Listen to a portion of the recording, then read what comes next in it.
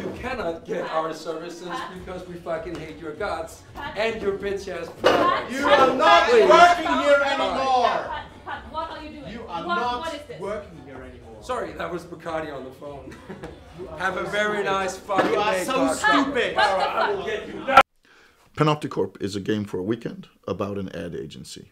Very few of us actually work in the ad industry. Very few of us have experience with getting some kind of task in and pulling together some creative product, selling it to a customer and kind of getting it on and going on to the next project.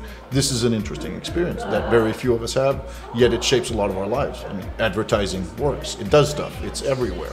Trying to be on the other side, that's really interesting. Not too politically correct. Funny, sharp satire. An advertising agency from hell, basically. You were doing black comedy in a way. It's more fun designing a campaign to make an African dictator look more humane than it is designing a milk commercial.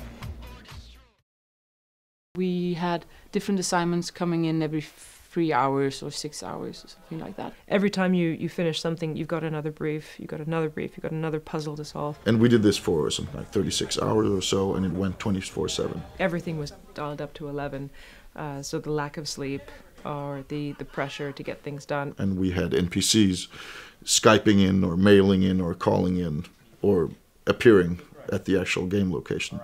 So we had about 30 players playing employees at this ad agency and 55 NPCs from 10 different countries. So they don't leave. While they're there because it's the coolest place to be on the planet, so why leave? People come to you. But it's also a tale about the humanization of people. PanoptiCorp was originally a Norwegian LARP run in 2003. Some of the premise of the game in 2003, people were constantly trying to self-mediate. They were constantly trying to communicate to each other and to the online forums and so on, who they were, pictures of themselves, their thoughts, trying to determine their public image. The thing that are different is the use of social media. We used Google Plus for the whole game. And this kind of thing is much more mainstream today.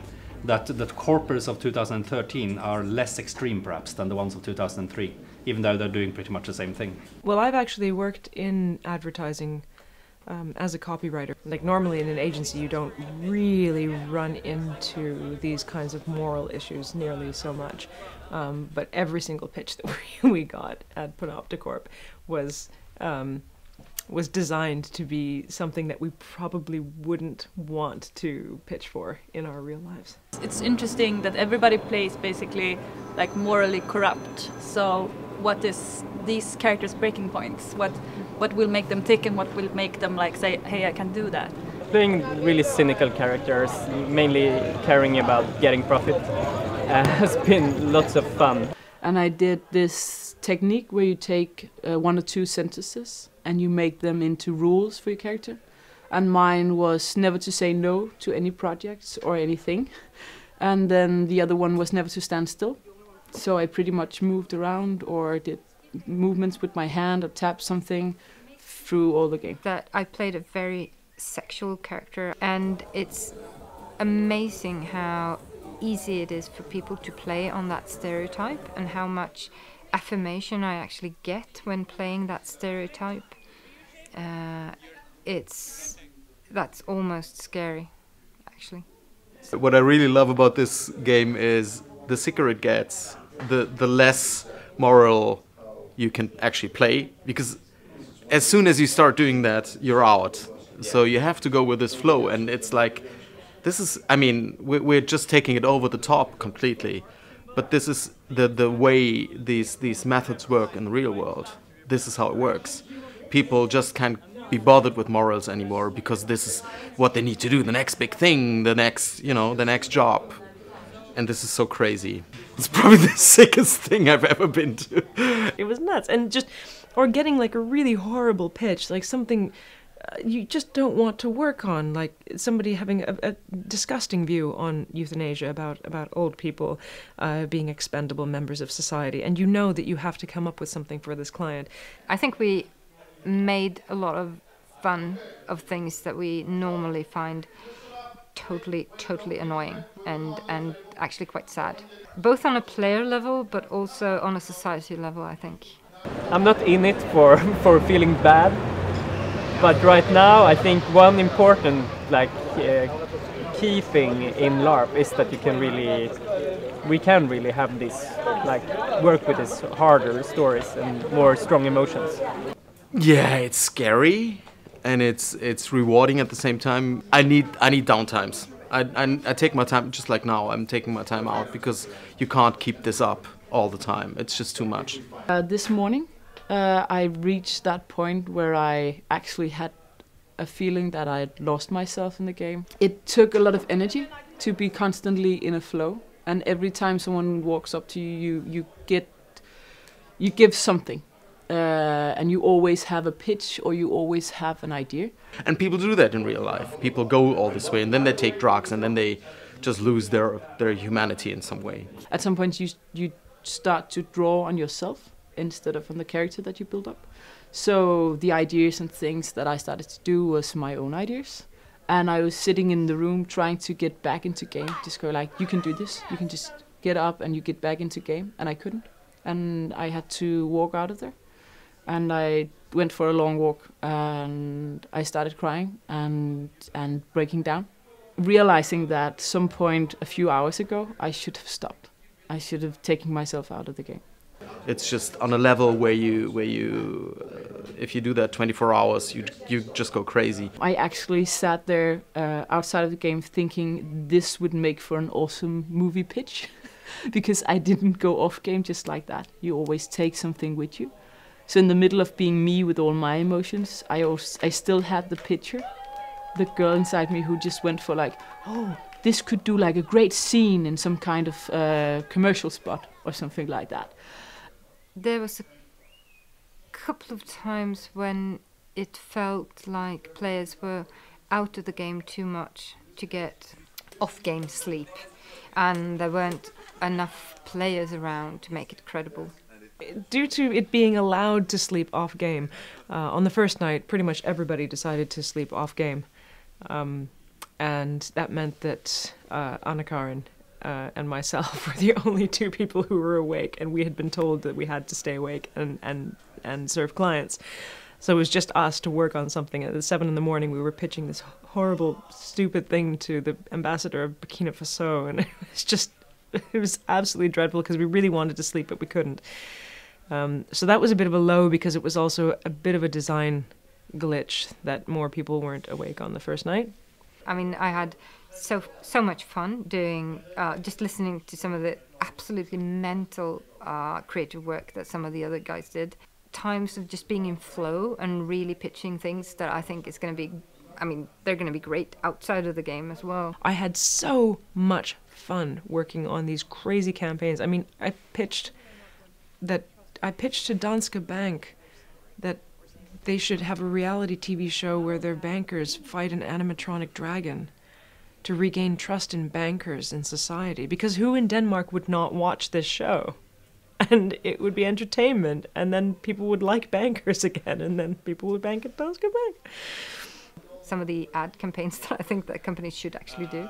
When you leave a LARP, you always take something with you. I had quite a bit of experience before going into this, and then after this weekend, I will definitely never, ever do advertising again. In the case of PanoptiCorp, what a lot of the players took with them was, point one, they don't want to work in the ad world, ever. But it did remind me that I'm pretty good at it, so... Point two, they'd probably be quite good at it.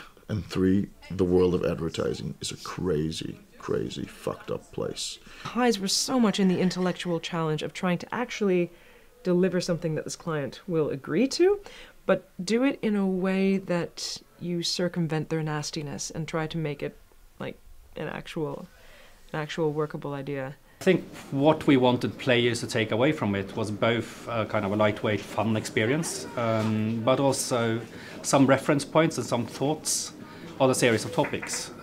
Those being the workplace and the sometimes Orwellian nature of the late capitalist workplace. Really, really fun to just use my creative side and do like shitloads of strange ideas, getting this to getting credit for them, someone stealing them, stealing other people's ideas and shuffling everything around. Me personally, I will take away is not being anxious for anything, because since my character had this untouchable status, I would never fret to do something wrong because I basically couldn't.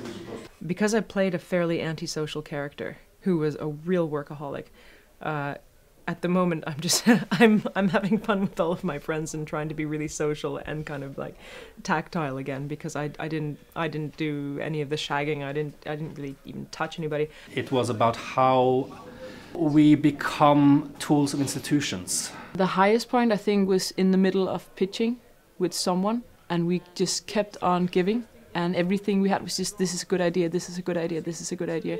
And we kept going and just got better and better, and we got higher and higher, and at some point you just get so high. I felt crazy. It was like I was in a sugar rush. This is so good. What we're doing is so good, and we got all out there.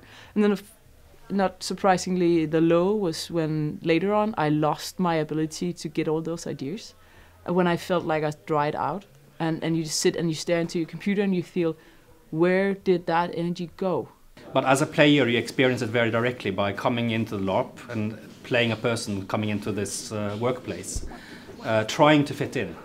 And both as LARPers and as people and as the characters we play, we're always trying to fit in somehow. In the debrief, we were told that we should talk about the character in third person, like my character did this, or Nikki, as she was called, did this. And I felt like, no, for the first time, because I generally agree that that is how you should do, separate yourself from the character. But since I played this really nasty person who was really manipulative and did a really nasty stuff, I felt that I had to take responsibility for actually the stuff that I did. So it was like I didn't want to separate. I did this. I thought it out. I put it in motion, and that was me. It summarizes a way of looking at the world and a way of dealing with the world. We never needed to say that the corporates are kind of elitist and snotty, because that's evident in the way they talk. We never needed to say that the corporates are competitive, because that's evident in their language and in the institutions of their workplace. And by trying to fit in, you come to embody those values. And you easily get into routines. This was just 36 hours or so, and several players said that it's amazing how easy you fall into the thought patterns, that stuff you thought I'd never hear myself say. You sit there having serious discussions on how to sell a plush My Little Pony vagina, and promoting really horrible agendas, and sitting down trying to be as efficient as possible. And when the fake customers have come into the game, they've done their best to convince them. You convince yourself to believe in them. And this is something as LARPers we're very good at. We try very hard to convince ourselves to believe in stuff to be able to roleplay. So there's kind of a double play going on here. As a LARPer trying to be this character, trying to be this corporate person, but it all flows very naturally. Especially some of the people who played the account people, the suits. They felt really, really bad afterwards about how slick they'd become, how much it'd become. Yeah, but that's awesome, man. And let's do that. Oh, that's a good idea. Yeah, I'll make it happen. And the kind of self-loathing that comes from really diving into this sort of experience is really tough.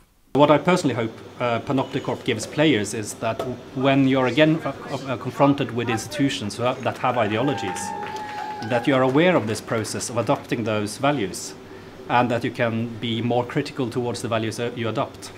I don't know if it's working, but at least that's my hope. After a LARP, as an organizer, it's always really hard, because on one hand you have these happy players or sometimes disgruntled players, and you don't really know how it's been. It's like setting up a big painting and inviting 50 artists to co-create with you, and then closing your eyes and saying, okay, do it, and once in a while come out and tell me what's going on.